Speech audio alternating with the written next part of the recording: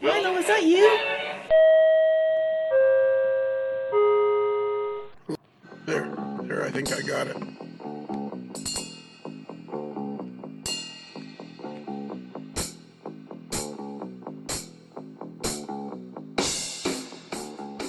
Look at that. It's finally working.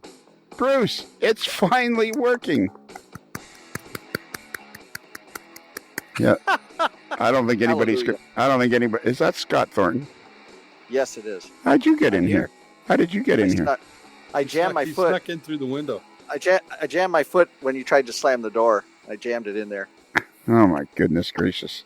Are you still mad at me? I am really upset, you know. Gosh. Are you moderately miffed? I'm moderately miffed. I'm a moderately miffed. Moderately miffed Scott Thornton. No, he's the moderately miffed graphic designer. Exactly. Were you having that? Okay, so this is episode such and such. I don't know what episode it is, but today we have Bruce, the moderately agitated mailboy. And Bruce, could you just clarify for me and the fans at home, or the fans in their trucks, or wherever they are, wherever they may be listening? Yeah, if they're plowing if they're getting rid of the batters, or they're hauling ass down the interstate, or whatever they're doing. Right. Is this the first podcast since last podcast? Yes, looking at my big board I have now instead of the big thick binder. 1, 2, 3. We got that one for it is. Excellent. Then we're right on schedule. We are right on schedule. So tonight and it's important to be on schedule because our guest.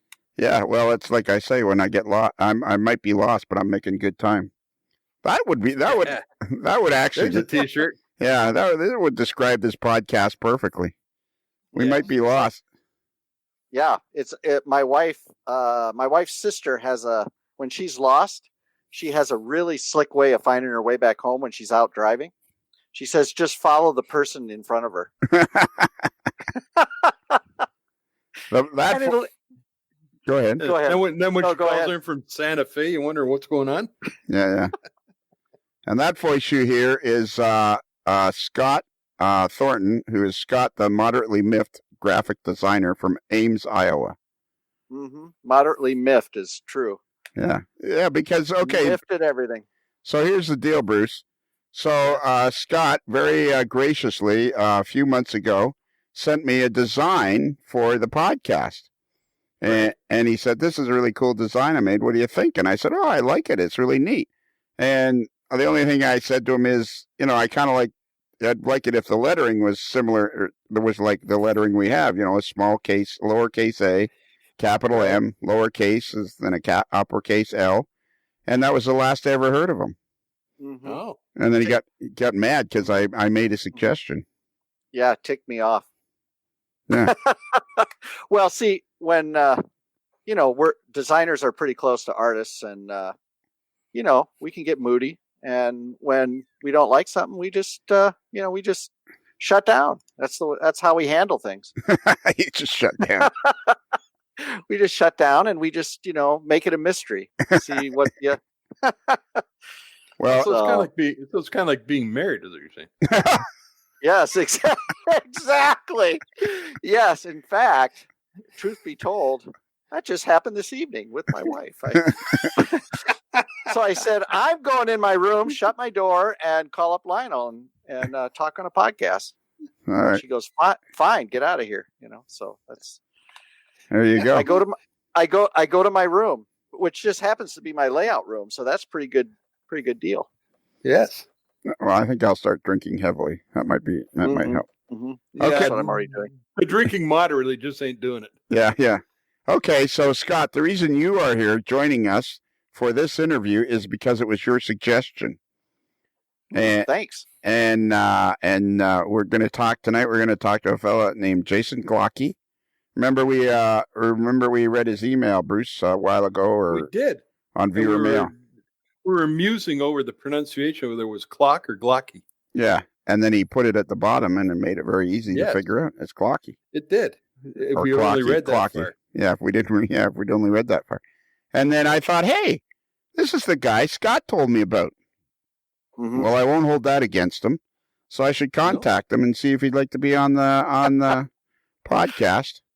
And sure enough, turns out he wanted to be on the podcast. So if Scott, if you could go get him out of the green room, that would be great. Okay, I'll go down the stairs here. Just Now watch your head here. on the pipe right at the Yeah. top there. Okay, just a sec.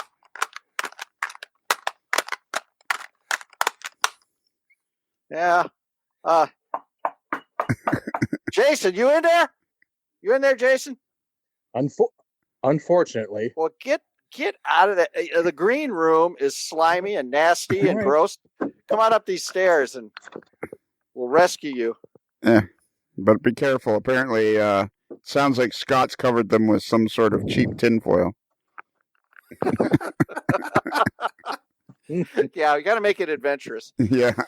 All right, so Jason, and we were struggling with Jason's audio, but I think we got it. Say hi to the folks, Jason. Hello. There you go. Okay, so Jason, whereabouts do you live? I live in a small town in Iowa, Humboldt, Iowa. Humboldt, Iowa, which is, and how far is that from Ames, Iowa, the hometown of Scott Thornton? About an hour and 15 minutes northwest. It's an easy drive. What's the speed limit on the 2 lanes out there? About 85. Per. With or without the police. And then you get to this town called Fort Dodge, which is just south of Humboldt, and then you got to slow down because they got nasty cops there. All You right. don't want to be caught. You don't want to be caught in Fort Dodge. No, that's like Summersville, West Virginia. All right, so yeah, so it's a speed trap. 50 miles an hour, and then you got to. So okay, Jason, let's stop talking to Scott and let's start talking to you. So how have you been a model railroader all your life? Since a kid, yeah. I mean, typical Christmas present thing, and 4x8 sheet of plywood, a loop of track, and so yeah. So probably since age 5 or 6, I would imagine. I can't quite remember, but yeah, since early childhood.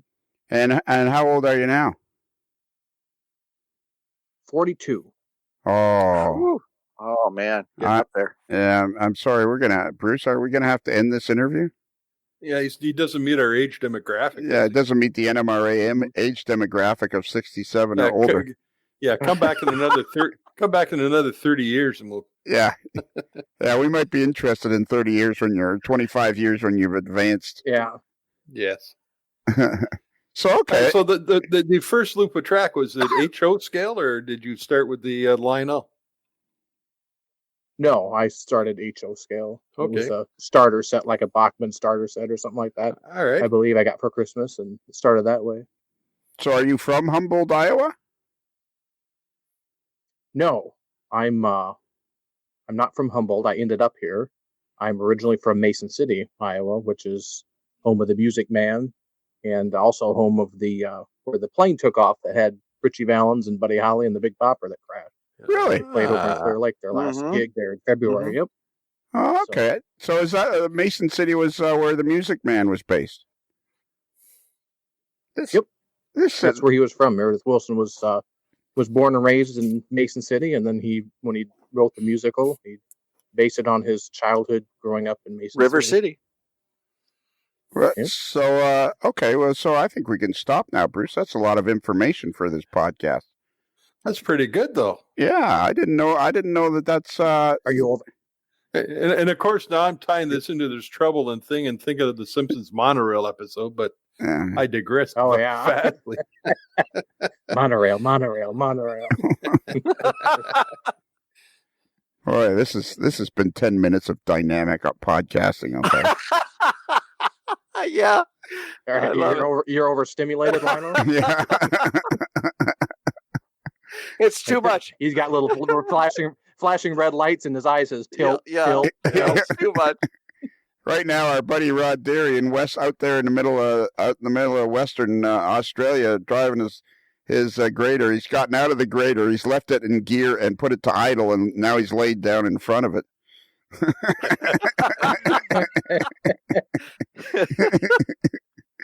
Okay, all right. So you grew up in Mason City. You've been a model raider basically your whole life. The next question we always ask is, did you take a break and from through high school and for cars and girls when you got in your later teens, or how did that work? Yeah, I did. Yeah, in my later teens, and then I graduated high school, and then I went to community college for 2 years, and then I went down to the University of Iowa. So yeah, I took probably, I don't know, 5, 6, 7 years off for a while, and then I started getting back into it. All the while I was working for the railroad at the same time too. So between school and the railroad, it kept me pretty busy. So I didn't have much time for that. So you were working for. Oh, okay, go ahead, Scott. Oh, I was going to say, so that when you were in Iowa City, Jason, that's when you worked for the Iowa Interstate? No, I started the railroad when I was 19. I started the railroad I graduated in June of 96, and then I started the railroad in February 97. Which railroad? So I was away. It was CP Rail, and then they sold those lines off to IMRL. Mm-hmm. 9M Rail Link came in and bought them, and then I worked for them. And then when I got done with community college in Mason City, I transferred down to the University of Iowa, and I quit the railroad up here. And then I had a summer off, and then I started down there on the Iowa Interstate. And how long were you with the Iowa Interstate? From 99 to 2004. Okay. All right. So we'll just tell everybody there's a very slight delay when we ask questions, and Jason answers them, but it's very slight. All right. So when you started to describe to Scott, you got out of high school at 19, or you graduated, and you started working for the railroad, and you said that you were working for CP, but it was purchased by somebody. Who was it purchased by? The same people that was at the time was running the Montana Rail Link. Right. But they called it the I&M for Iowa and Minnesota Rail Link. Yeah, Iowa and Missouri or something, or Iowa, Missouri, or Iowa, Minnesota. Iowa. I'm not sure what it was. I&M yeah, the I&M was Iowa and Minnesota. Oh, well, you were working for a railroad. You didn't know what it was called. I didn't much care. I thought it was a stupid name for a railroad to begin with. So, but yeah, that's So okay, so I knew this. I knew the superintendent's daughter, and that's how I kind of got. And I knew another guy that worked there, and so then that's how I kind of got an in on it, and then so that was my first railroad job as a conductor there. And it was it was. Were you ever working for CP, or was it immediately this Iowa and Mississippi? We were hired originally under the CP, but the sale was delayed. And when the sale was delayed, the CP was paying us. And then when the sale went through, then the IMRL started paying us. So it was just a short time, it was with like 2 months. And then the sale went through. And as soon as the sale went through, then that's when it became IMRL. So it was still basically being run by the CP in the very beginning as far as dispatching and everything like that. But then as they weaned themselves off of the CP and stuff and the sale went through, then it became all IMRL. Okay. My computer's doing something weird. Oh, you guys can hear me. Looking, IMRL operates 1,385 miles of trackage in Illinois, Iowa, Minnesota, Missouri, and Wisconsin. Acquired from CP, originally Milwaukee Road. And then IMRL commenced operations at 12:01 p.m. April 5, 1997. That's all you need to know then, I guess. Jason, I'm a stickler for getting the information right. So what did you call this, Bruce? The IMRL or something? The IMRL, which is... What's the L stand? Well, RL is Rail Link. Okay, so so is the Illinois and Minnesota rail link? Well, it It's doesn't the really say it's what the IAM is. Doesn't really say what it is, unfortunately. I always understood it to be Iowa, and then it has an ampersand between Iowa, so it's not. There's no and. It's Iowa and Minnesota rail link. Okay, all right. And Jason didn't care anyways because he was getting paid. Mm-hmm. So okay, It was my first railroad job, and it was. I mean, we literally had absolutely no training, and very little. We had 2 weeks of classroom, and they basically, when the day of the startup and the sale went through, they set you on a train and said, "Here you go," and you and the engineer, and that was it. I felt bad for the first engineer I was with because I didn't know what the hell I was doing. That's pretty friggin' dangerous not to give you much training to be doing that job. Yeah, well, I mean, I think we had 2 or 3 weeks of classroom training, and that was it. And then basically it was to wait. We were getting paid, but we were to wait by the phone until the sale was finalized. I don't know if there was legal matters or something they had to sort out. And then I remember I was sitting at home and I got a call, and it was from the crew caller, and he's like, "Well, we got you listed on a train in Ottumwa." And I says, "I'm 250 miles away from Ottumwa. I'm not anywhere near there." And I mean, everything was so disorganized that they didn't know where anybody was at. They didn't call anybody to tell them what terminal they were working out of. It was like they turned the switch on and nobody knew where they were at. It was like a dark room and somebody turns the switch on. Gosh, amazing. Yeah. So okay. So and did you okay? So what did you go to college and university for? What did you study? Psychology. Psychology. Excellent. And so because the only reason I'm asking you that is because as we go along here, well, we might as well tell everybody now. You've worked in the railroad since you were 19, right? Like you work for Canadian National. You're a locomotive engineer with Canadian National. Right. Yeah. This February will be 23 years. Really? Wow. Very good. Wow. Yeah. That's great. So have you had any jobs other than working for the railroad since you got out of high school? Not since age 19. No, it was pretty much been railroad. There was a little hiatus when I transferred down from, because I quit up here and then I transferred down to the Iowa Interstate, or I transferred down to the University of Iowa, and then I had to find a railroad job there.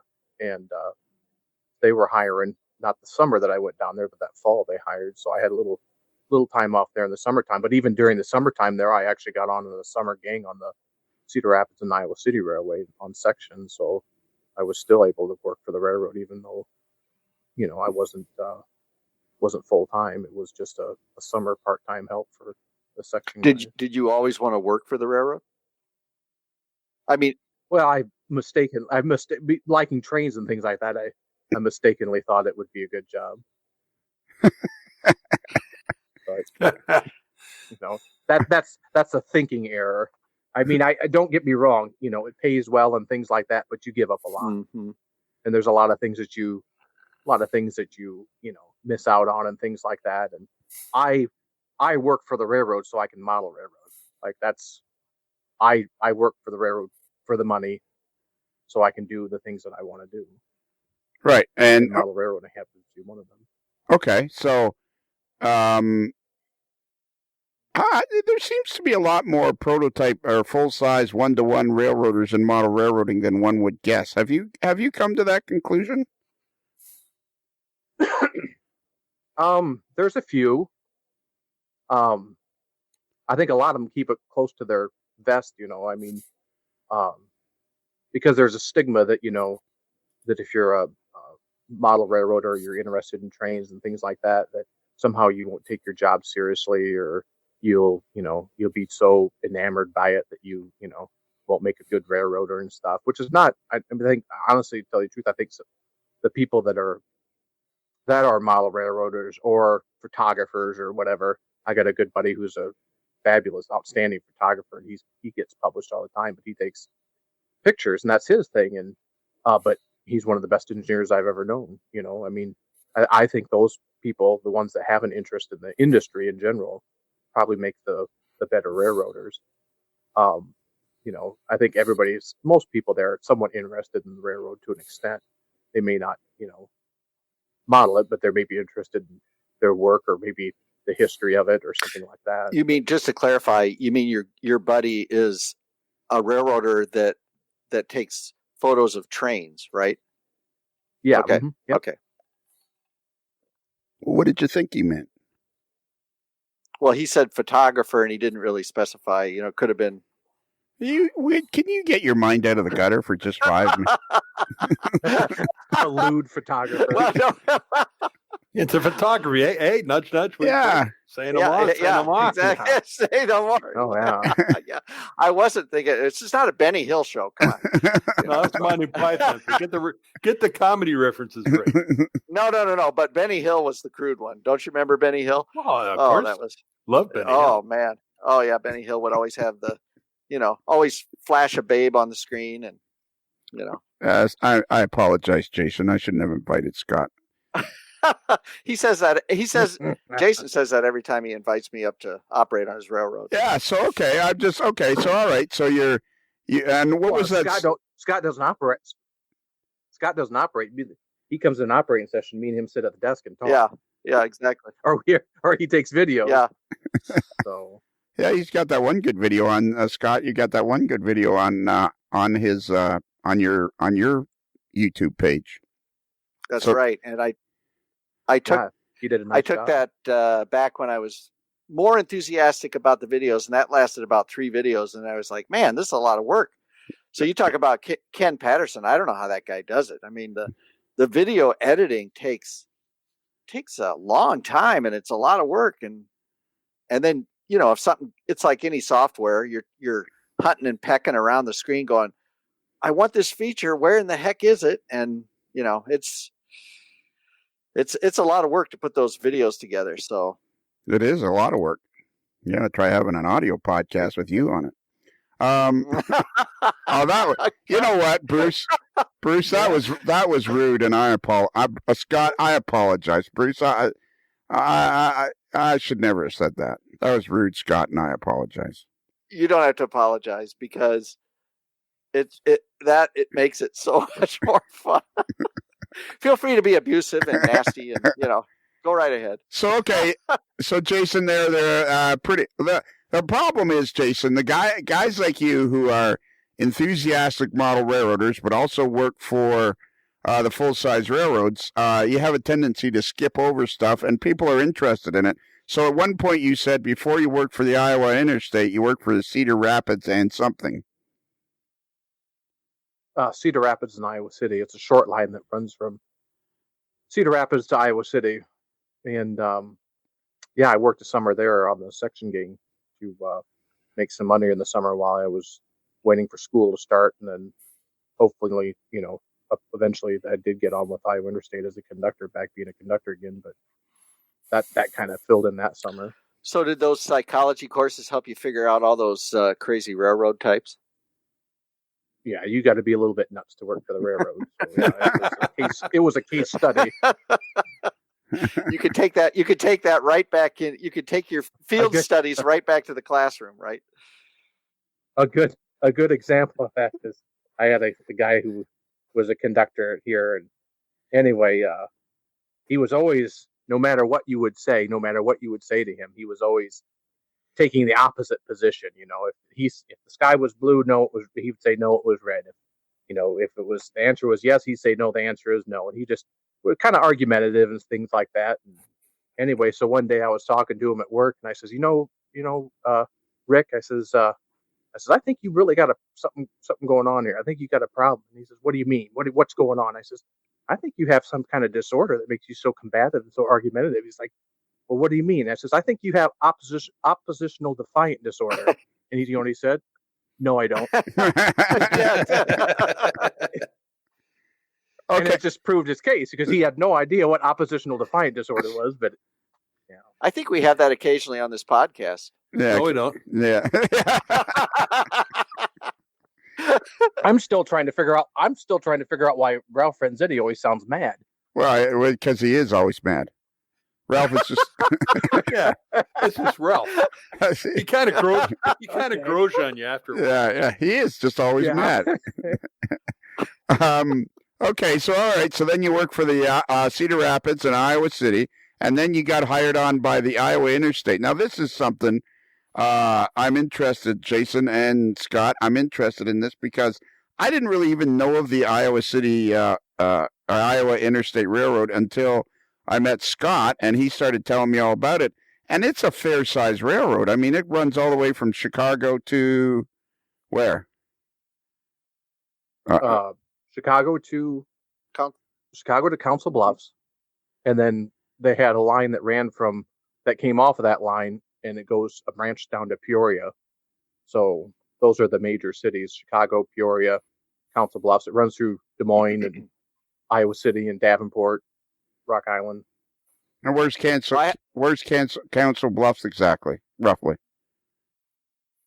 Omaha, across the river from Omaha. Okay. Nebraska. All right. Yeah, straight north of Kansas City. Okay. So, like, I didn't even know this railroad existed. So you got hired on by them as a conductor. And how long did you work for them?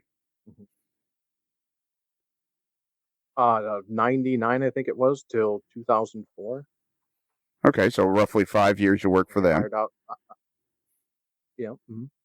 And I have a story. I have an Iowa Interstate story that relates to Jason, if you want to hear it. No. So, Jason. All right, what's your story? Okay, well, I model a small branch line of the Iowa Interstate that runs from Rock Island, the famous Rock Island, south about 10, 12 miles to a little community called Milan, spelled like Milan, Italy. And I was pretty enthusiastic about this when I first met Jason and got invited up to operate on his layout.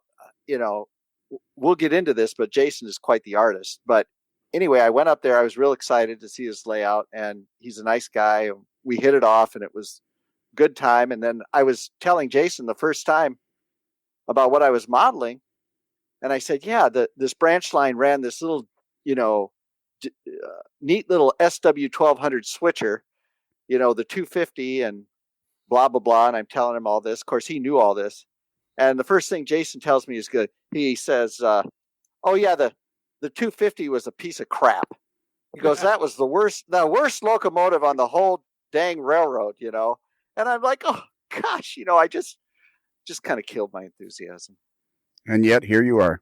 Well, it had a horn on it that would the horn on the thing would just kill you. I mean, it was awful. And we had an engineer that ran that job, and he was deaf, and he'd go blowing all the crossings down through Davenport, on the night switch engine, and you swear somebody was going to shoot you because, I mean, you're just blowing everybody out of their beds, and I mean, it was just, yeah. You told me it shook like the devil, and, yeah, it rode rough. It rode rough, and it's old. It was old. I don't know what the origins were, but it wasn't. I mean, all their power was old and secondhand when I worked. Well, that engineer, I think his name was Jay, and you know what he does now since he's deaf? His hobby is collecting locomotive horns.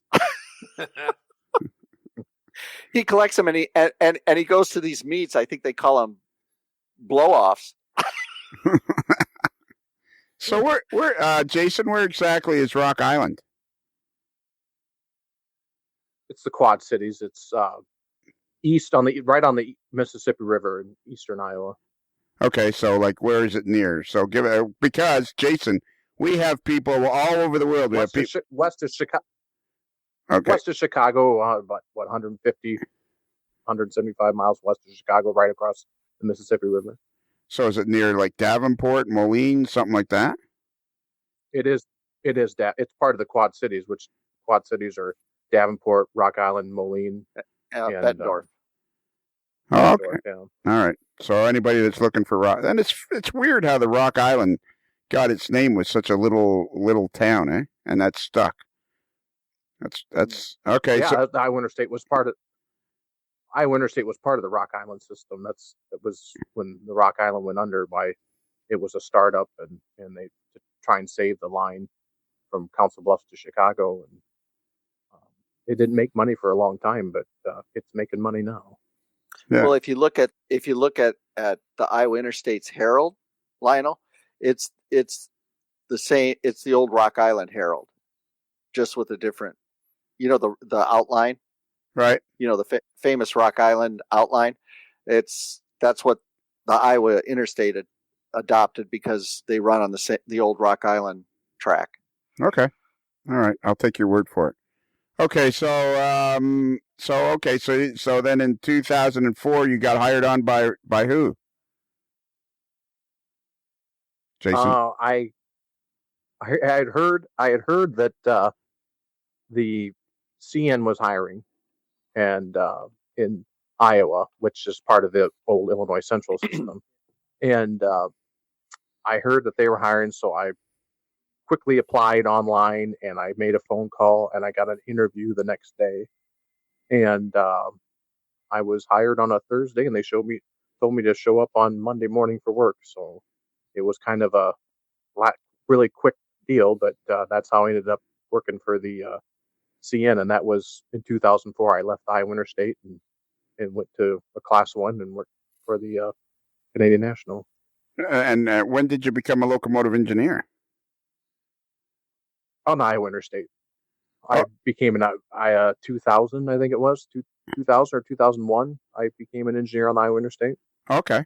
And what was the first locomotive you ran? GP9, GP9s and 10s. Cool.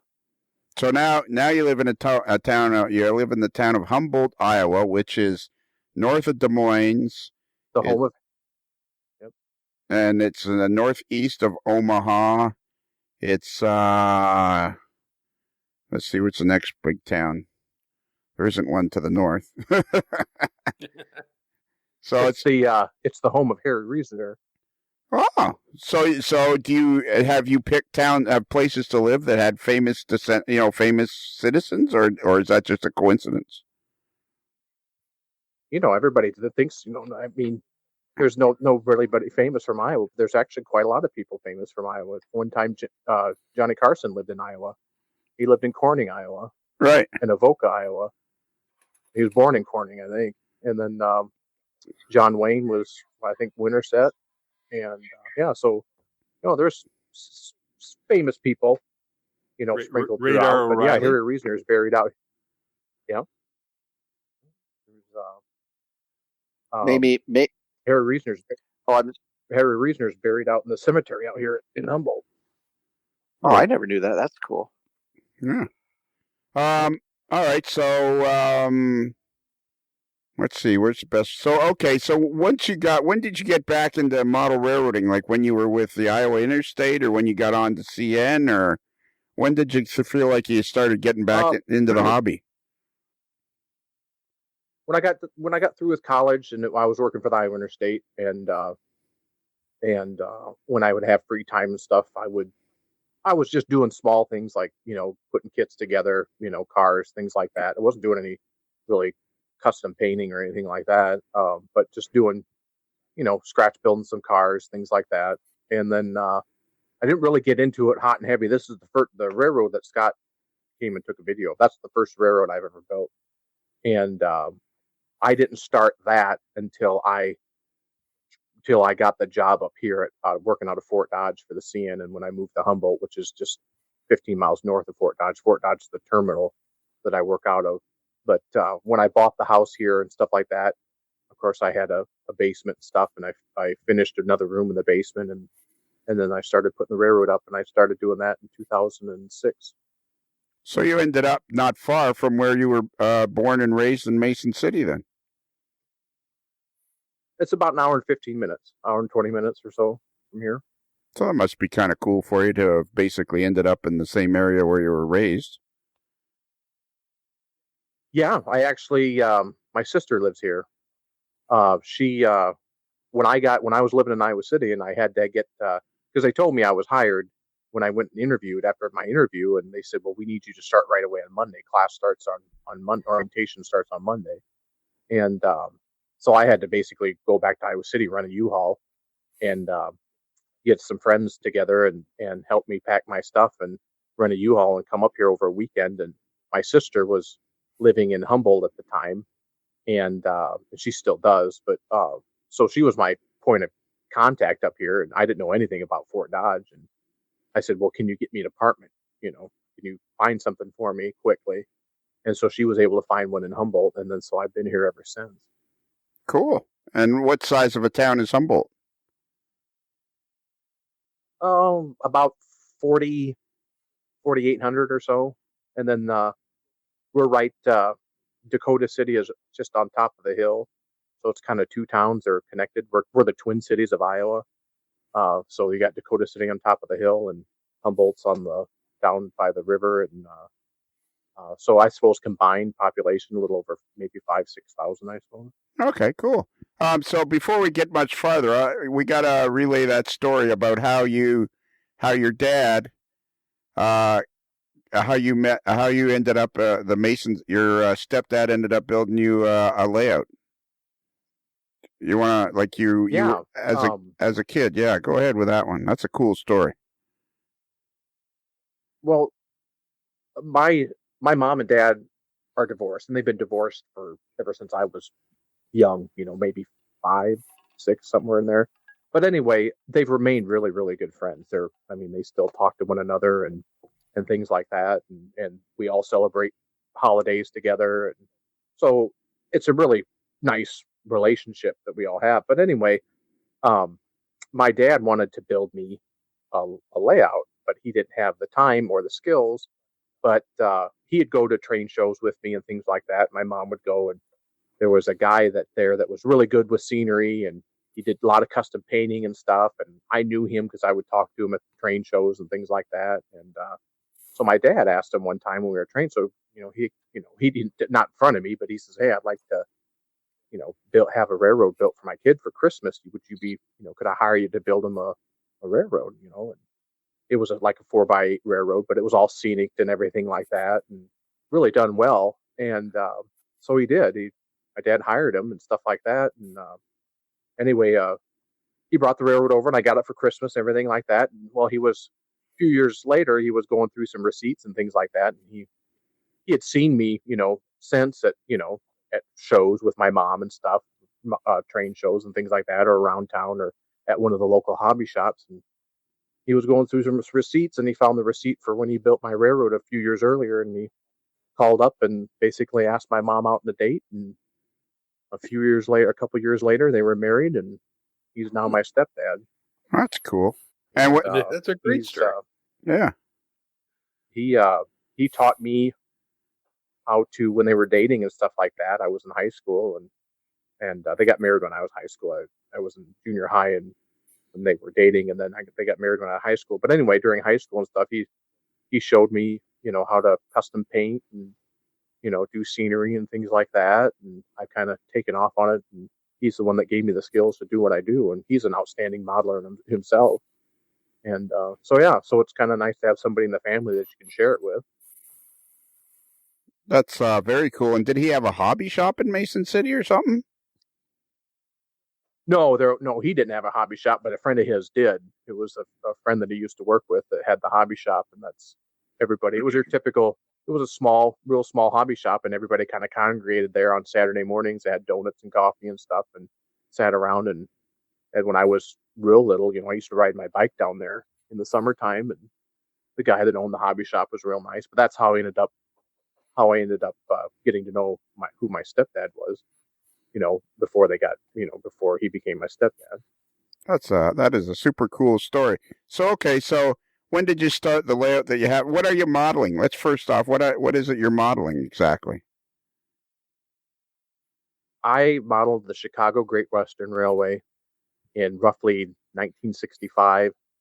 I modeled the northeastern Iowa, southern Minnesota area. That's where my mom's family, my grandparents and stuff, and my mom is from that area of the country. So I chose that for that reason. And then for operational reasons, they had some kind of interesting operations on that side of the railroad. So that's where I decided to model. And what size is the layout you're modeling? What what size is the layout? Well, it fills one whole side of the basement, so I think the basement's probably this room's probably, I don't know, 18 by 40, and the other room's probably 15 by 12. Okay, well that's kind of cool. So I don't know, Bruce and Scott. Yes. It's not too often you ask a guy what size his layout. He's kind of looking around, going, "Well, I guess it's like if they don't know, that's usually people like it's a 22 by 18-foot layout, and they have so that's kind of cool. So these rooms were just kind of available, and away you went, kind of thing. Yeah, I basically just filled the room up. I mean, I'm not a planner. Like my wife is, but I'm not. I would build a section of layout, and we would build my stepdad and I would build the bench work, and we would build maybe 10 feet of bench work. And then I would work on that section and lay the track, do the wiring, and do the scenery. And then I would finish it completely before I moved on to the next 10 or 15 feet or whatever and stuff like that. And, I mean, we basically just built it as we went along. And, I mean, there was some forethought and planning, but I didn't get into like, the CAD drawings and I didn't do anything like that. So it just kind of, it evolved. It was a work in progress. That's kind of neat. So, how long? When did you start on it? 2006. Okay, so you've been working on it roughly 15 years or 14 years, something like that. Yeah. Mm-hmm. Okay, Scott, so you're up, buddy. So what's this layout like in person? Because I know you were pretty impressed. Very impressed. It is a true work of art. Jason has, if he wasn't a railroader, he would make a very good professional artist because he has all those sensibilities. He is a really keen observer of what he sees trackside, and then he translates that in a way that ends up with something that looks unbelievably realistic. I can't speak. I mean, I can't tell you how much I've enjoyed experiencing Jason's layout and the operational quality of the layout, and he just has the gifts to put together a holistic prototype layout that's really, really neat. And yeah, that's what he does, and he's just amazing, an amazing modeler, and he does additional projects too, where like he put together. If you're familiar with if I could take a little rabbit trail here, if you're familiar with the Milwaukee Road that ran in southeastern Minnesota, they had weight restrictions on a lot of those branch lines that ran through that area. And the Milwaukee Road only allowed the SW1 locomotive, the small switcher, that famous switcher that everyone's familiar with, but they would run them in multiple units, like 5, 6, even more. Don't they, Jason? I mean, I don't know how many units they've. Yeah, 5. I mean, I think 5 or 6. I think is the biggest lash up I've seen of them. Right. So Jason took a bunch of Walther's models and modeled those. They're called donkeys. They're nicknamed donkeys. I'm not sure why, but that's what they call them, which is a neat name for these locomotives.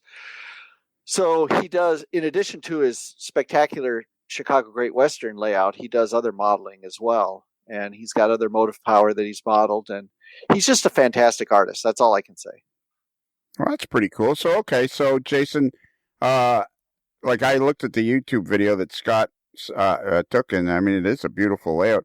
So, I mean, do you get some sense that this kind of comes naturally to you, or?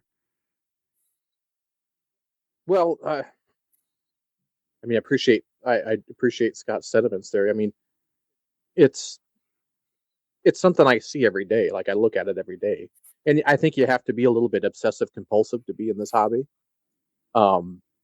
You're detail orientated, or you're um, obsessed with railroads or trains or cars or weathering patterns or something.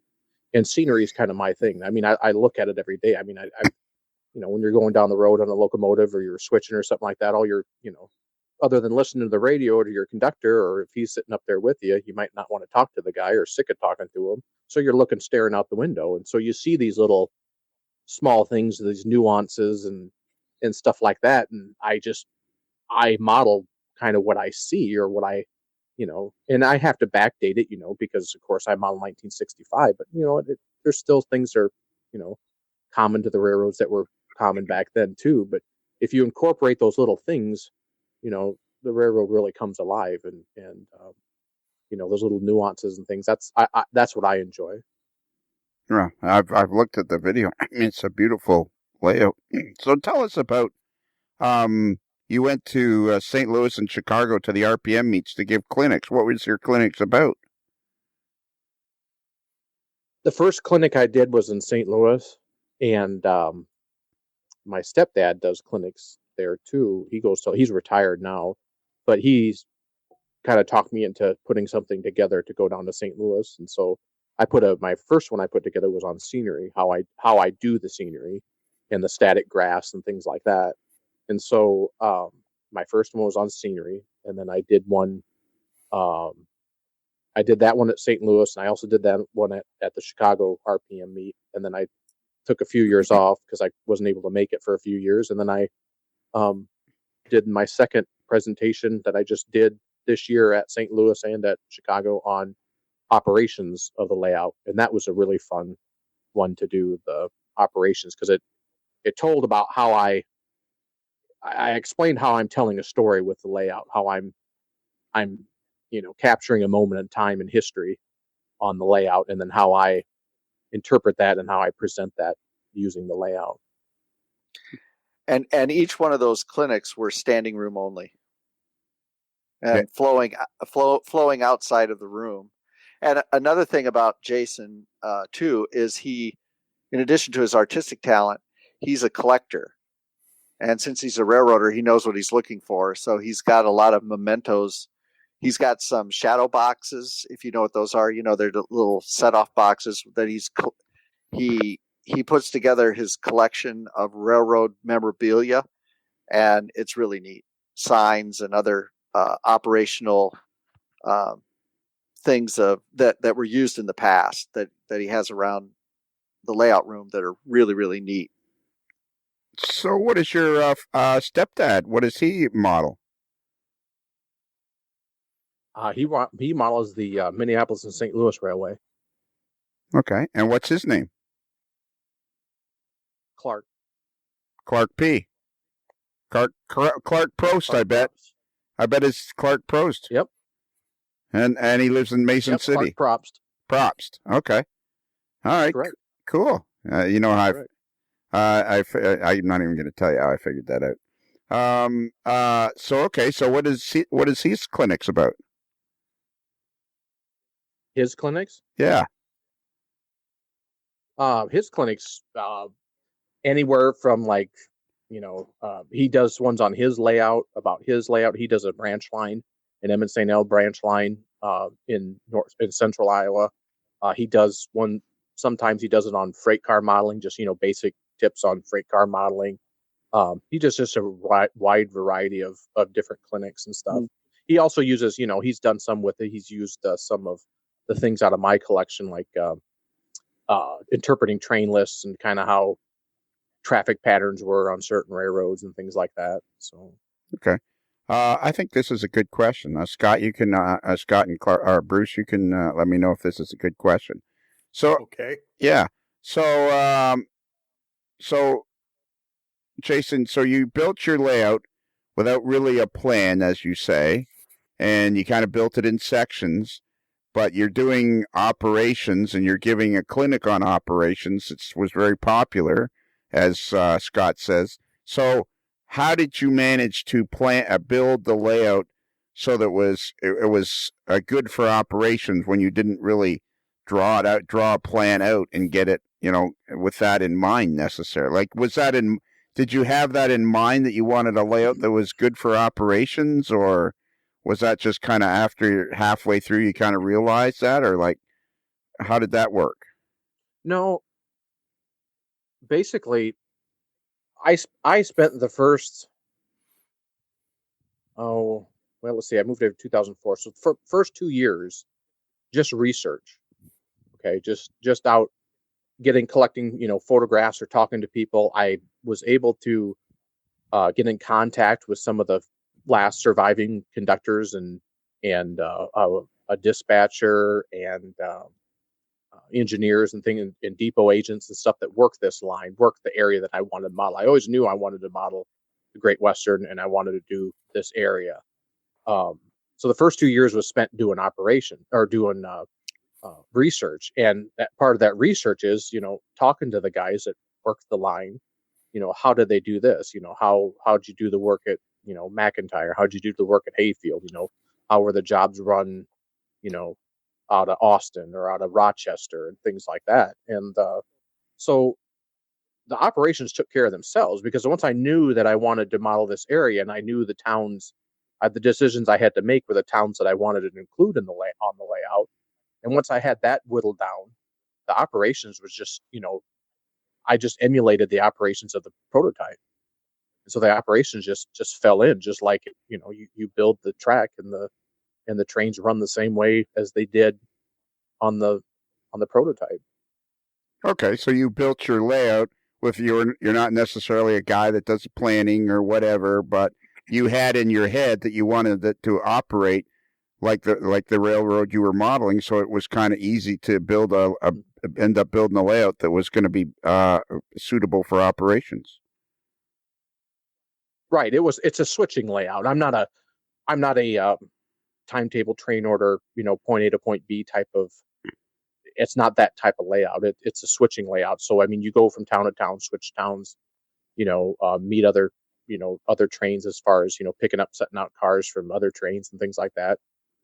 So most of your time is spent doing that kind of work, local work, and switching and stuff like that. So, I mean, I didn't need the long spans and runs and things like that. So I could pick out I think there's 5 towns, 6 towns on the layout, and then compress those operations, or compress those areas into the space that I had, and then the operations was just, based upon, all the information I gathered from the prototype from the guys that worked there, and that was I enjoyed that probably as much as I enjoy scenery was, and all those guys have since passed on. Right. And so, like at my clinic at that clinic at Chicago, the first page there is dedicated as a dedication to the guys that I talked to and the guys that were kind enough to interview and share their information and their records and their things like that with me when I was doing the research for the layout. Because I mean, if you're a prototype modeler, you're in a sense, preserving a piece of history. Mm-hmm. I think that was an excellent question, Lionel, and I think just to expand on that, I think, and tell me if I'm correct about this, Lionel, is I think you were trying to ask Jason, most modelers will plan out their layout rooms and they'll design meticulously to get everything to fit for everything they want to put into the layout, especially for prototype operators where, we can be real anal about, gosh, we got to have this and this and this. So the idea of somebody just kind of doing it on the fly is kind of foreign, because the standard procedure, if you will, is to design it. And was that what you were getting at? Yeah, like the way he described the planning and the building of the layout didn't fit into the standard, what you expect when people are into operations. But yeah, it makes perfect sense. He researched the railroad. He knew what he wanted. He wanted to replicate 5 or 6 towns or 4 or 5 towns. So by osmosis, it ended up being a very suitable for operations. Like he says, it's a switching layout. It's not timetable and train order or anything like that. It replicates what was in the country in this area. Yeah, although I will. Sorry. Go ahead, Bruce. I was going to say, I think that part of his professional background, doing what he's doing every day, probably just spilled over to the railroad, the model railroad, because he knows what he does every day, how it's done, and now he's research the others, so he knows how to apply his research to the model railroad to make it realistic as he can. Right. I mean, I would lay pieces of flex track out, and maybe on the floor or something like that to say, well, will I, how close can I be with this switch, or how tight a radius of curve can I fit in here?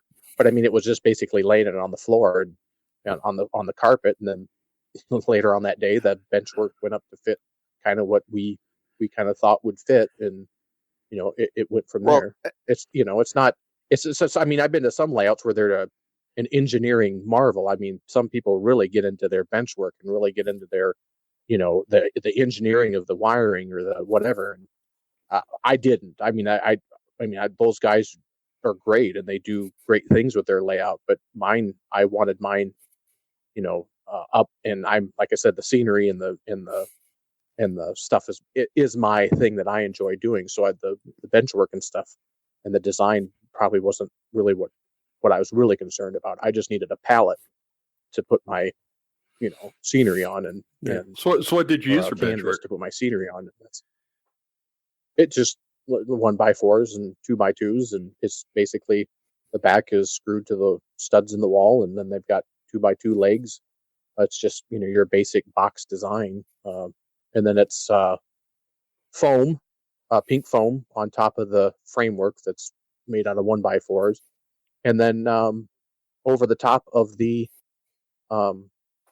pink foam is acoustic ceiling tile, and that's forms the road bed and everything else. Everything is dug out from the foam and acoustic, so I can get elevation or relief.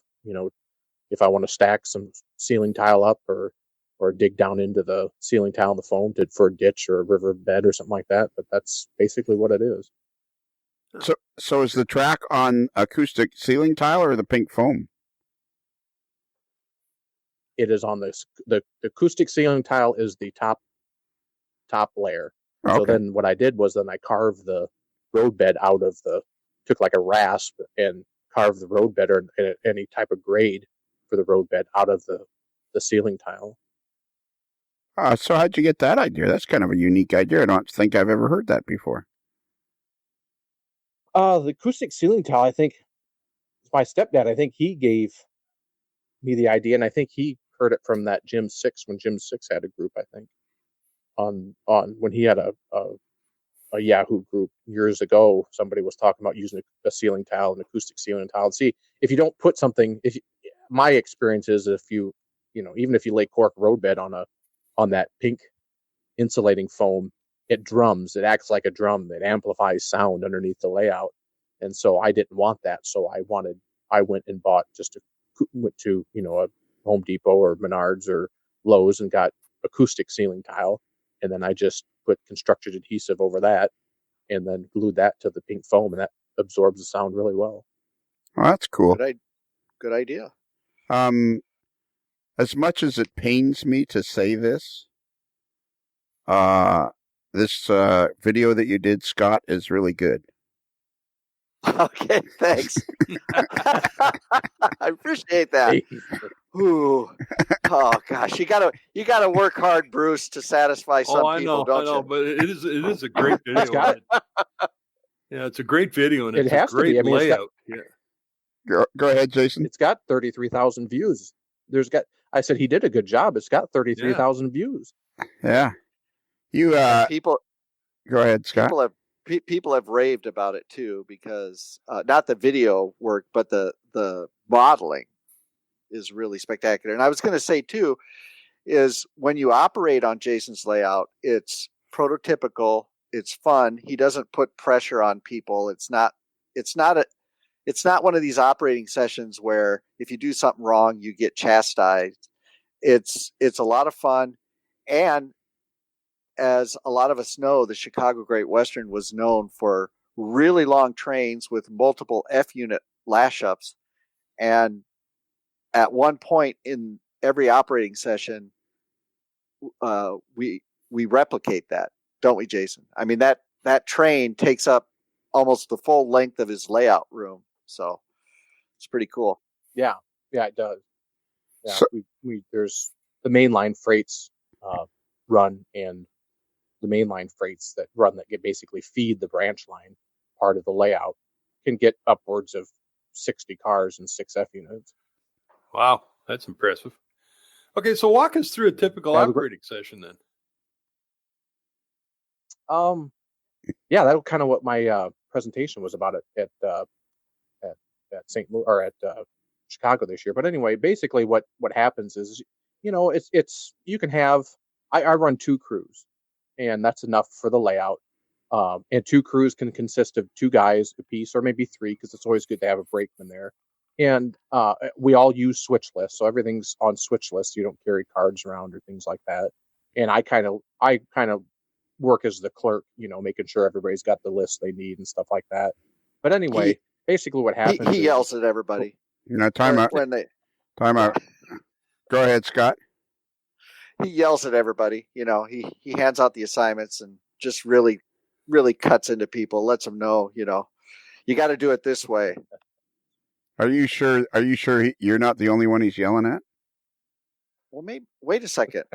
I think it is just me he's yelling at. I always wondered why that was. Oh, darn it. So go ahead. I'm sorry. So yeah. But it starts out that, I give everybody their paperwork and things like that. But basically, one crew runs the main line, and the main line is basically the main line that ran from Oline to St. Paul, that part of the railroad. And so you have basically a main line crew and then a branch line crew.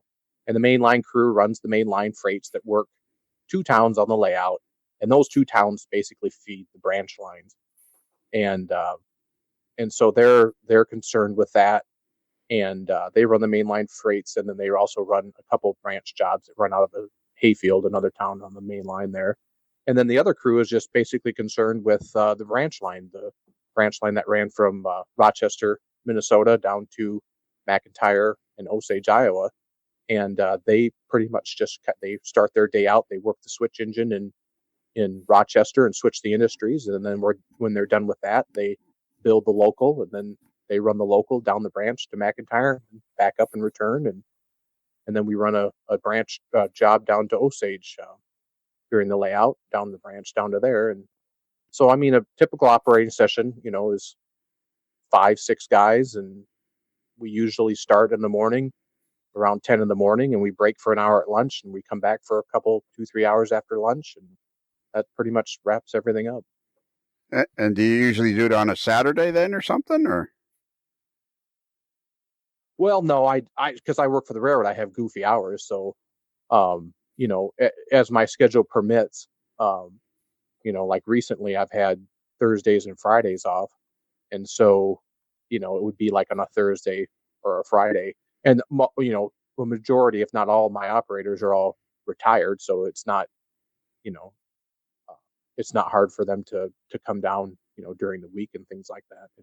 And I have done them on weekends, but that's only because, that happened to be a day that I had off. But right. So your operator, you have your operating sessions on days that you have off, and then you have operators that can get to. And how often would you have an operating session? If I'm not working on the layout, summertime usually we might do 1 or 2 during the summertime, and then do more over the winter. But I try to have one every other month, if not every month, at least during the fall and winter and stuff, if I'm not working on the layout and my schedule permits. But I would like to have one every month, but that hasn't been the case for this last year. But I had one here last month. We had one. Okay, so let me ask you a question. I got 2 questions. One that involves Scott, which I apologize, but I have 2 questions. You're in Humboldt, Iowa, which is, and this is going to sound rude, but it's not meant to be rude. I love riding my motorcycle through that part of the country. I think it's a beautiful part of the country. But you're kind of in the middle of nowhere. Small towns surround the entire area. It's a ways to get to Omaha. and Des Moines and things. So how do you is model railroading fairly prevalent in the Iowa countryside, or? There's a model railroader here in town. Another one here in town. Was a couple more. One of them moved. But there's one that's got a large layout here in town, bigger than mine. And he operates more in the wintertime. He might have one during the summertime, but he has a very large. It takes like 12 or better guys to operate his layout. So there's guys from surrounding communities that come over and operate on that layout. But yeah, to have an operating session, people travel for. I've had people as far as Minneapolis and Chicago and Omaha, and come up Missouri, come up to operate on my layout at times. So yeah, I mean, you have to put an advance notice out because people do have to travel to get here, and that goes the same for other people that have layouts in the state. But there are some very fine modelers in the state of Iowa. Okay. And but they're spread out. So how did you and Scott find each other? Through Clark. Through Clark. Through Clark, yeah. Through my stepdad, yeah. And then Scott came to an operating session up here, and then we've been friends ever since. So yeah, through my stepdad. And Scott, how did you meet up with Clark? Clark, I'm trying to remember how I met Clark. I think we corresponded through one of the forums because Clark's very active online in the prototype forums. Clark is a very prolific modeler. He models really fast, and he's a real builder. So he likes to dig into projects. He's not afraid. I mean, he's got a lot of skills, but he has absolutely no fear. He just dives in. And he encourages everybody around him to dive in. Don't wait. So he tends to preach that to everybody he encounters. And Clark's a fun guy to be around. And I'll just say this: when I've gone up to the operating sessions, Jason typically invites another gentleman named Bob, who's a retired railroader, and Bob usually gets teamed up with, not with me, but with one of the other operators. And then I typically get teamed up with Clark. And since Bob's a retired railroader, they tend to switch very efficiently and get their work done. And then they stand around for about half an hour waiting for Clark and I to bumble through and make up for all our mistakes. So it makes for an entertaining session, that's for sure. So is Clark one of those guys that accomplishes a lot and gets a lot done? Yes. Yeah, I find those guys to be really annoying. I find those guys to be really annoying. He is annoying. Go ahead, Jason. Go ahead, Jason. It doesn't take him long doesn't take him long to put a layout up. Once he's decided on what he wants to do and stuff. I don't know how many layouts he's had or built, but it's been, he was part of a modular group, and he's built a lot of layouts in his time and layouts and modules, and done a lot of custom painting and stuff.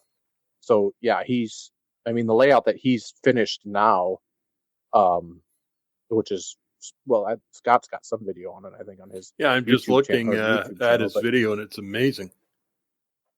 Yeah, the Story City Branch one is the most recent one that he built. But I mean, it's smaller than my layout, but not by all that much. It might be 2/3 the size of mine, or maybe half the size of mine. But he had that up and built basically in 2 years, scenery and everything. I mean, done from one end to the other.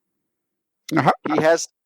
Oh, excuse me, Lionel. He has the nickname on one of the prototype forums, Mr. Speedy Quick, because he's so fast. So it sounds like we should be interviewing him as well, don't you think, Jason? I'll talk to him. I'll see if he'd be interested in it. I don't know. I'll talk to him. Oh, it's outstanding modeling. Looking at the videos that Scott had shot, it's incredible. Jason. Well, his layout. Excuse me, Lionel. His layout is is currently featured in Great Model Railroaders that just came out. Great Model Great Model Railroads. Yeah. Yep. Okay. Jason, you seem very unsure about having your stepdad be interviewed. Is this not going as well as you'd hoped, or? I just don't. I'm not going to speak for him as far as I'm not his publicity person, so I don't know. I mean, I'm sure he would. I don't know. He's not, technology and wise and things like that. You might have trouble getting him to figure out his computer and mic and things like that. But I'm sure he would talk to you over the phone, if not anything. Okay, all right, that makes me feel better. All right, so one of the things I think the very first. So has your layout been featured in any publications or anything like that, or is this the only way people can see it? I actually think, Bruce, I actually feel confident that I might include the link to Scott's video on the webpage when I put up. Oh boy! I'm thinking yes, but it's well worth the length of time it takes to watch. I know, but Stephen Hayworth is always wanting me to put links up, and you know me and being links and stuff. Well, here's the way this will fall out. We'll make a note. I'll find the link and I'll copy it somewhere on my computer. And then when I see the podcast come out, then I'll slap the link up there. Okay, yeah, okay. We'll leave it up to you. And Stephen Hayworth will be excited. Yes. It's a beautiful layout, Jason. So has your layout been featured anywhere at all in publications, or is this pretty much the only way people can see it? That's the best way, I would say. It was featured. I did a short article for Model Railroad Planning a few years back for Tony Custer, and it was on how I replicated. There were several Ys on the prototype layout, or the prototype that I in some of the towns that I model, because they were junction points. But I didn't have space to put these Ys in, so I had to kind of come up with a way that I could replicate a Y, but not have the space for it, but give the illusion that the Y was there. And so I did a short article. I don't know. It was probably 4 or 5 pages in one of his model railroad planning things. But other than that, no, I haven't been published in anything. And so the best way would be the video. I'm gonna put a bug in Joe Fugate's ear. I'm gonna tell him to hustle up and get that done. So for sorry, this just popped into my head. I don't know why it took me so long. So on one side of the room here, we got Scott Thornton, responsible for the proto throttle. On the other side of the room, we got Jason with a beautiful layout and an engineer. Does the proto throttle feature on your layout, or is Scott not giving you the demo yet? No, when he first had the test module out for it, or the test throttle out, he came up and we used it on an operating session. Excellent. And so I have 2 of them. Yeah. Well, you have 2 of them. Yeah, one for each crew, because there's one crew that runs the branch line and one crew that runs the main line, and so each crew has a proto throttle. Okay, so the proto throttle we're talking about, so for those who are not familiar, it's manufactured by Iowa Scale Engineering, Michael Peterson and Nathan Holmes, and this throttle was the brainchild of our very own Scott Thornton. And so, Jason, as a one-to-one locomotive engineer, how do you feel that does it really give you the feeling of operating a locomotive on your layout, similar to that of operate? Yeah. Go ahead. It makes your locomotives respond in a prototypical way. So, Scott, how many of these do you think you'll sell? Oh, probably $499.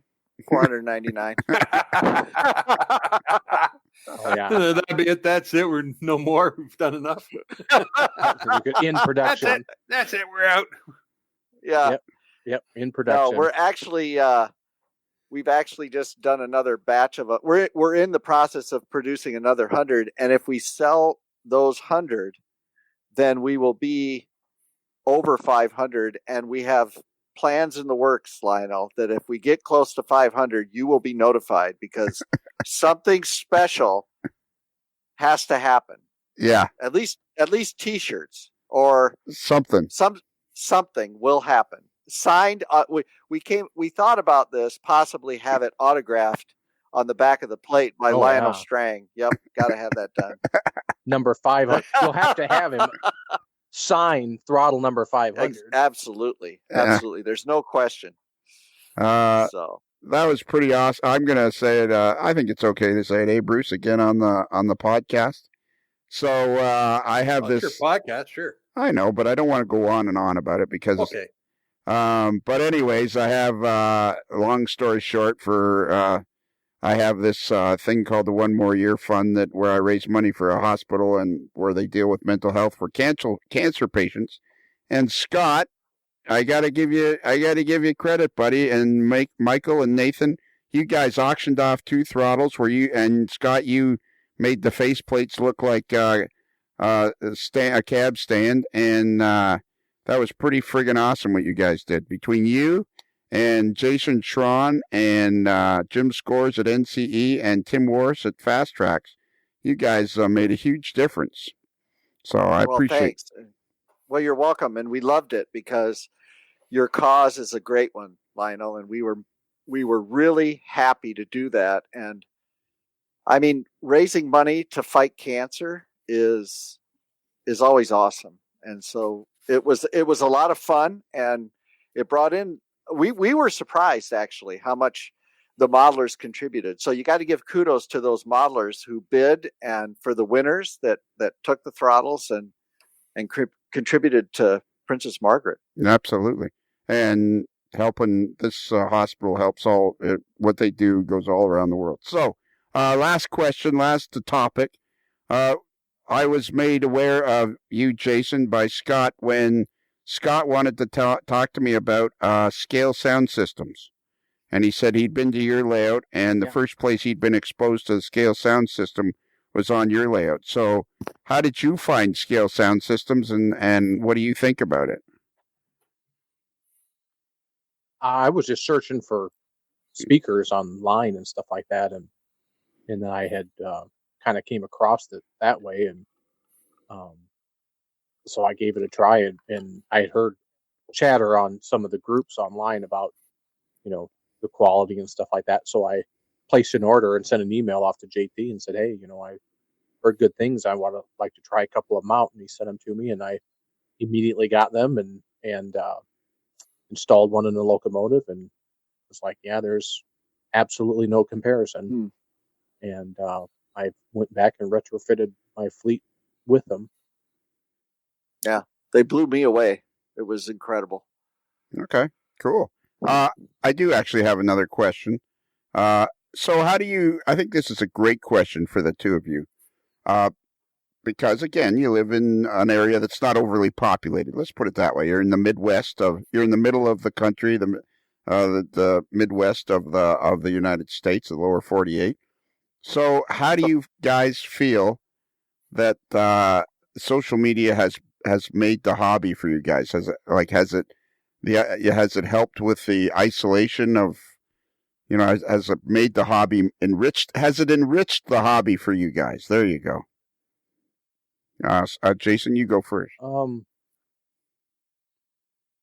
Yeah, I mean, like I was saying before when I was talking to you earlier,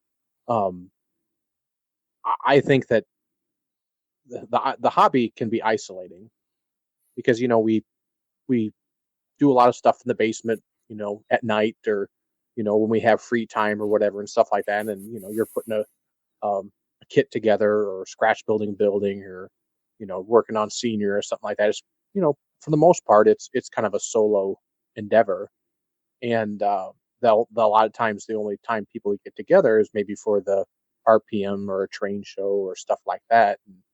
And I've really seen my stepdad, he's a good example of this, since the advent of the internet and stuff like that. He's on all these groups, and he's posting pictures of his progress when he's building layout or doing a car or a locomotive or something. And he's he gets people involved in what he's doing and the progress, and encouraging people to take on projects and do the same and stuff like that. So I mean, the with social media, I mean, it's brought everybody together in this virtual world to where distance doesn't matter anymore. I mean, we can all see each other's layouts or what we're doing and share information and stuff, and it's I think it's made everybody better modelers, and brought a lot of enjoyment that maybe we wouldn't have, you know, without it.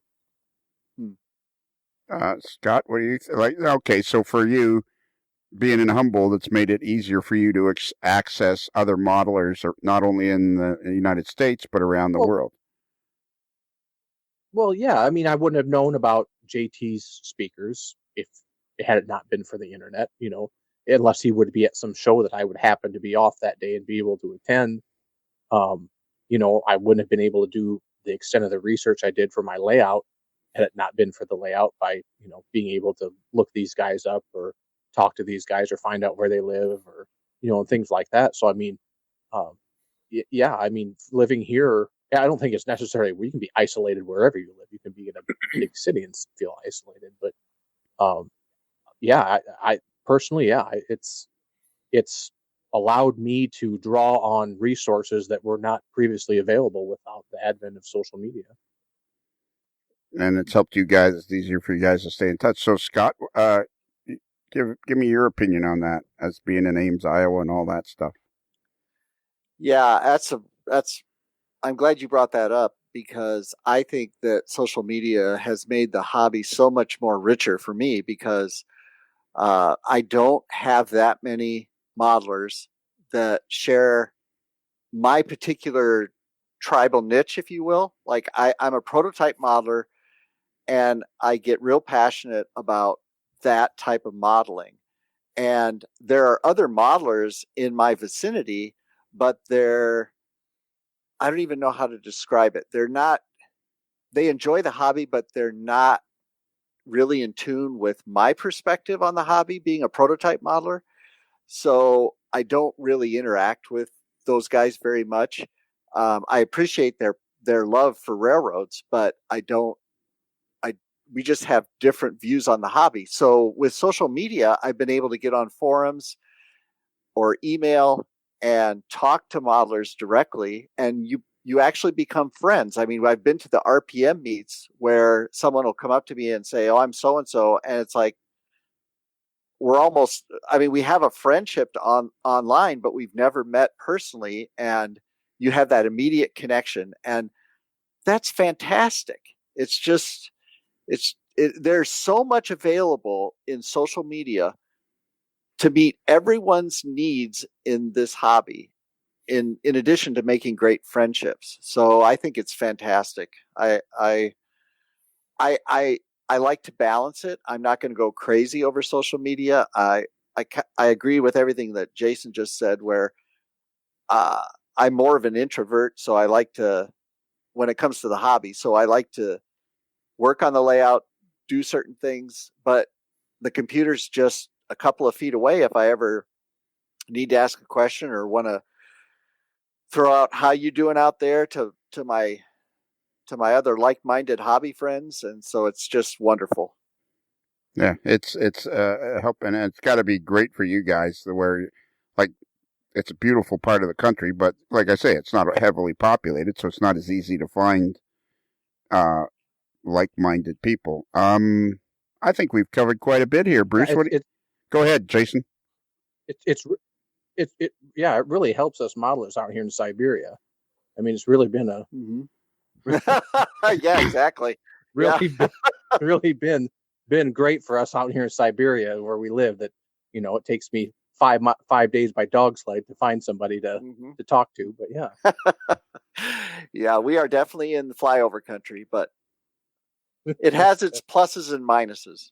Well, sure, absolutely, it's beautiful country. Like when I ride to Sturgis, when I ride my Harley to Sturgis, if I ride from Florida, I prefer to ride from Florida these days, but if I ride from wherever I ride to, I love taking the back roads because it's beautiful country out there. I mean, I can understand why people love to have their life out there. It's not hard to understand. But it's like you say, there was a model railroad club in Mason City, but even Mason City is not that big. So I mean, there's just not that much out there. And I mean, I think the hobby's going to explode personally because more and more people are going to get connected, and more people are going to become interested. So that's just me. All right, go ahead. Oh, I was going to say that you're absolutely right. We are more isolated out here because it's a little bit more wide open, and Iowa doesn't have really big metro areas.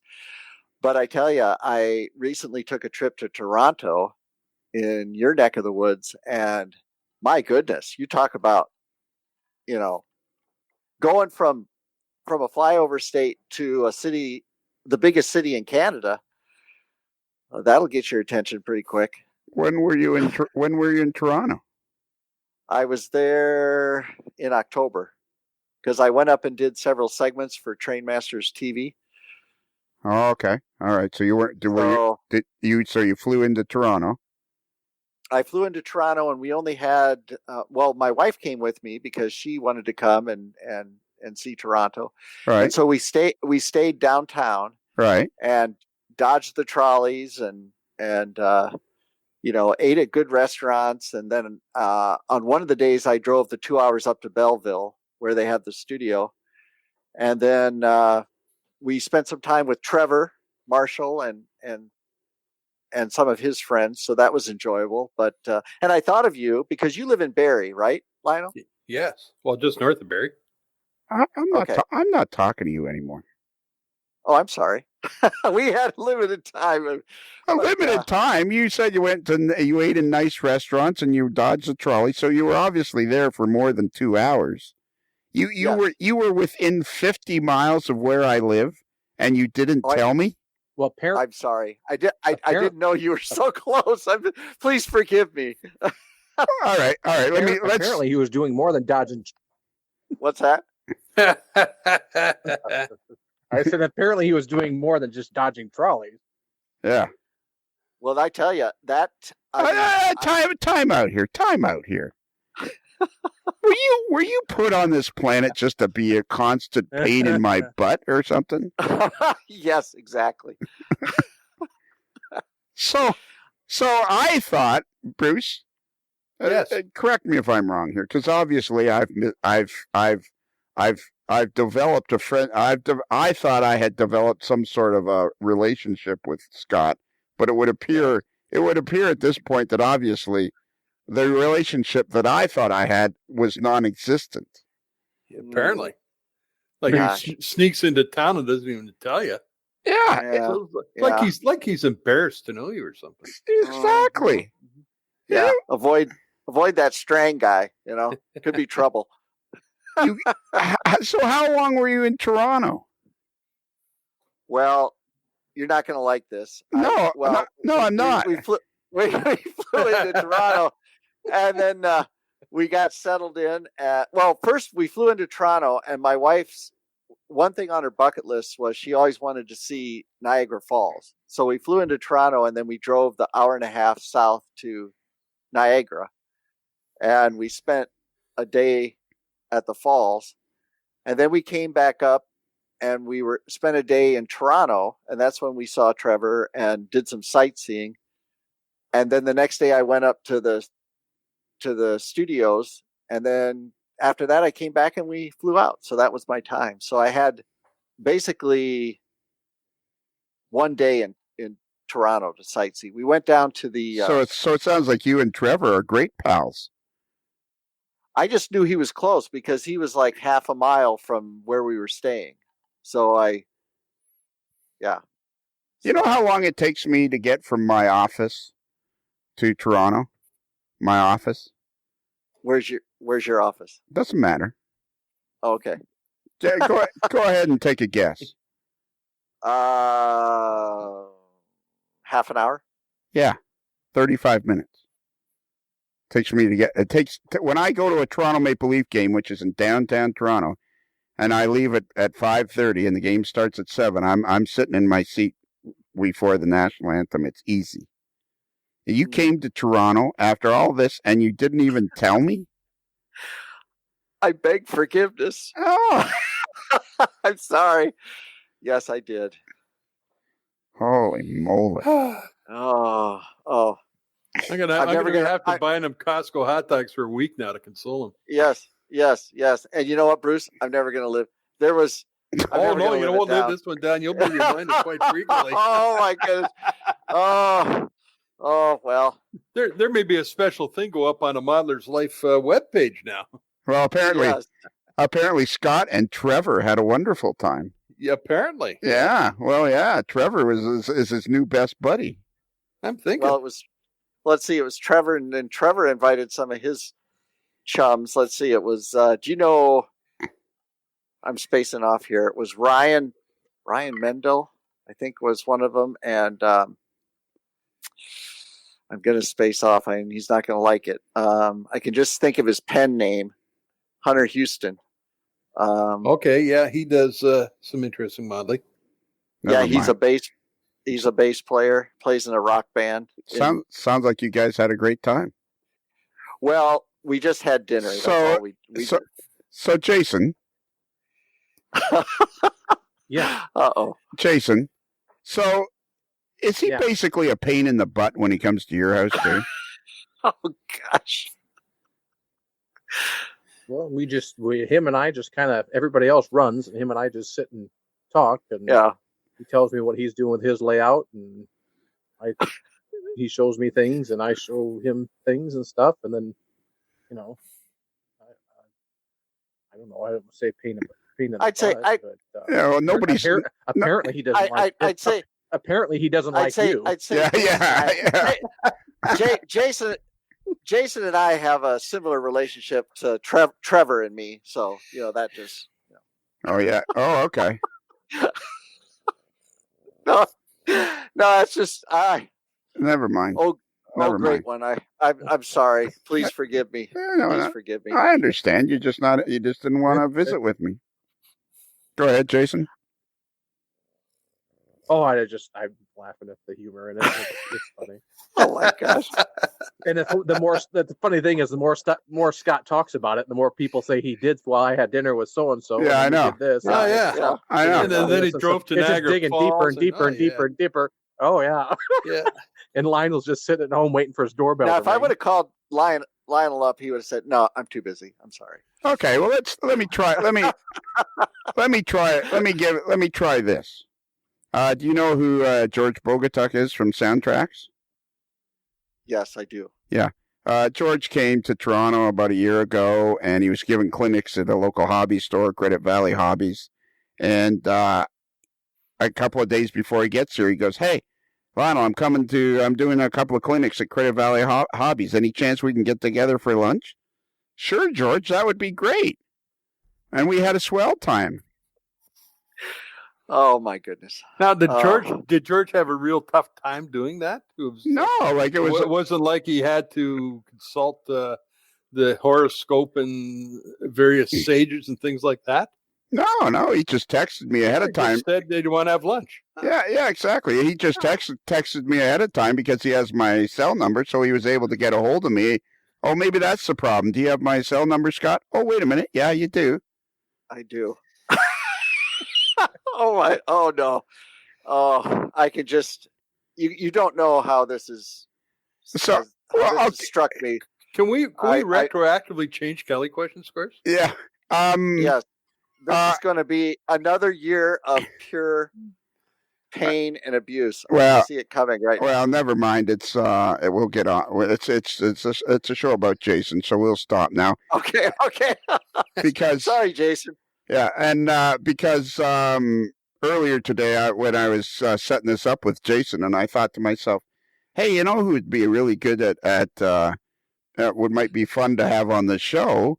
Because he lives just down the street and he's operated many times on Jason's layout. And I thought, I should get a hold of Scott Thornton. How would I do that? Oh, yeah, I know. I'll text him and say, "Hey, Scott, would you like to be on the podcast tonight?"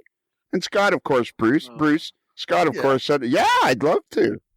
that right? Yeah. So he is familiar with using the phone for texting and stuff. yeah, he seemed to be thrilled to be part of the festivities tonight. Anyway, That's kind of intriguing. Yeah.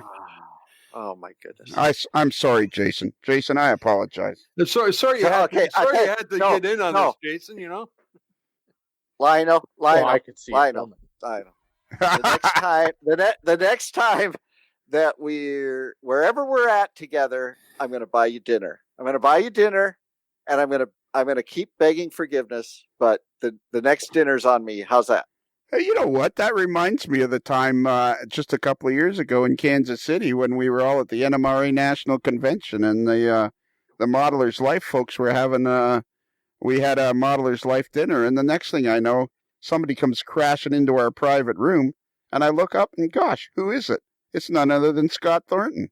And I said, hi, Scott. What are you doing here in our private room? There you go. Maybe that's it. I did. Wait a second. I didn't get invited to that dinner. You know what? Go ahead, Jason. I was shut. You know what? Jason, you go know ahead. what that reminds me? You know what you should have said to him?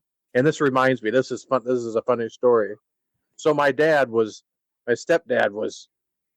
We were doing some work in his basement in the house he lived in before, that so he could build his layout in that house. Well, anyway, we were taking a wall down or something like this, and so we're tearing the sheetrock down to the studs, and we tear it down, and here's this sign. Now it's framed and everything, and it said in the sign, it was just printing, and all it said, "I would like to help you out. Which way did you come in?" That's what you should have told him.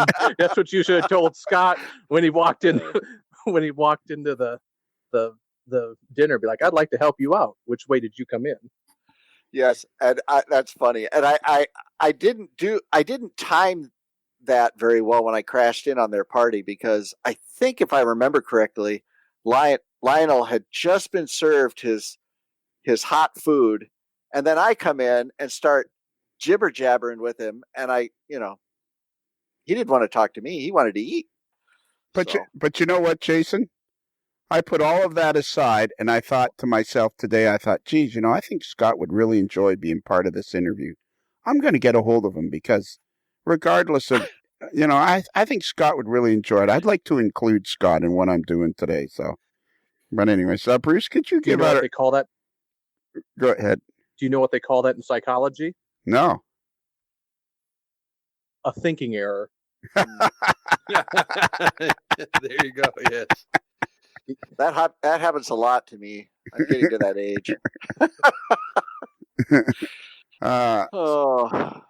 I'm sorry. Next dinner's on me, Lionel. Next dinner. Yeah, sure.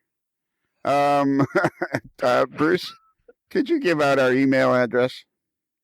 I can. I'm glad you took the time to ask me to do that. It wasn't that tough, was it? Anyhow, our email address, particularly if the little bit about Scott and whatever airs, we'd like to hear your comments on it. So we'll probably see lots of those. Our email address is modeler'slife. That's modelers, the one L, modeler'slife@gmail.com. Exactly. And we have a website, modelerslife.com. If you go there, you can click to links and shows. And oftentimes we've done shows specifically about Proto Throttle because we've tried to promote it as much as we could. Exactly. We just like to help the hobby, and we like to help the company, and I just like to give a shout out to Nathan Holmes and Michael Peterson. Yep. Yeah. Oh gosh. Jason, at the appropriate time, Jason, you're going to have to, if you'd like to, we'd appreciate it if you would say happy rails to you. Do you think you can do that? All right. At the appropriate time. I can. All right. Let me find. That's perfect. All right. So, well, Jason, as we close the barn doors on another episode of A Modeler's Life, and we hope that soon Scott will be leaving, and the sun slowly sets over the back 40, I guess there's nothing else left to do except for you to say, happy rails to you.